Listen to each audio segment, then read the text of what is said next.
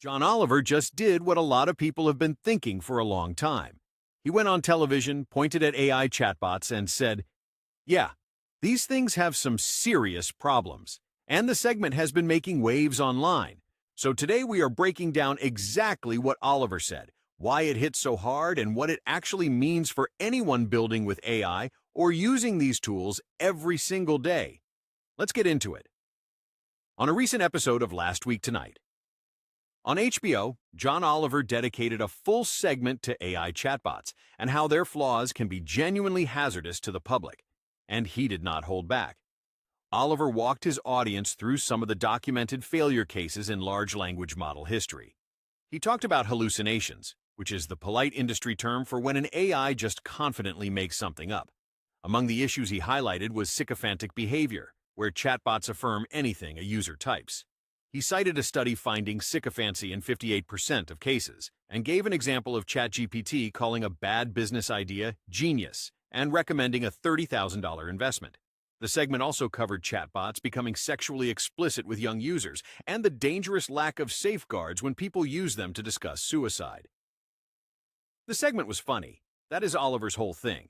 But underneath the jokes, the criticism landed because it was grounded in documented problems. So, why did this particular takedown spread so fast? A few reasons. First, Oliver has a significant platform.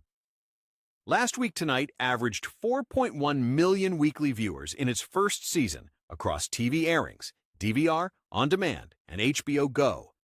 The number of viewers online through YouTube has steadily climbed into multiple millions for popular segments. When Oliver covers a topic, it reaches people who are not already deep in the tech conversation. Second, the timing is relevant. Right now, AI chatbots are everywhere. They are in search engines, customer service portals, school tools, healthcare apps, and legal software. People are interacting with these systems, whether they want to or not. And a lot of those people have already had a frustrating or confusing experience. Oliver gave those frustrations a voice. Third, and this is important, the reputational risk for the AI sector is not merely that a comedian criticized it. The deeper issue is that Oliver's segment reflects a widening mainstream perception. AI chatbots are being introduced into intimate psychological spaces without the equivalent of clinical validation, age-appropriate safeguards, or auditable accountability. He talked about how these models are built to generate plausible-sounding responses, not to verify facts. That is a genuinely useful thing for a mainstream audience to understand. That combination of humor, accuracy, and relevance is exactly why it spread. Now let's be honest here, because this channel is about building with AI, and we are not interested in either blind cheerleading or unfair panic. So, are Oliver's criticisms fair? Yes. Largely, yes. Hallucinations are a real and documented problem. Every major AI lab, including OpenAI, Google, and Anthropic, has acknowledged this. It is not a fringe complaint. It is a known limitation baked into how these models currently work. The models are trained on enormous data sets, and they learn statistical patterns. They do not have a fact-checking mechanism built in by default.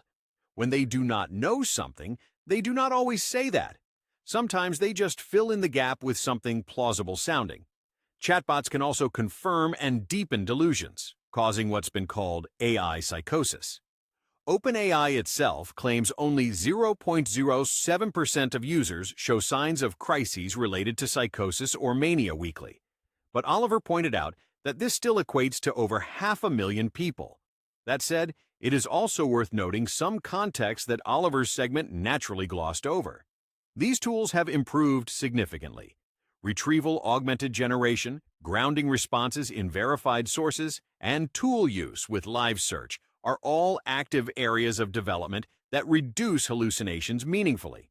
And when used correctly, with human oversight, these tools are genuinely powerful and useful.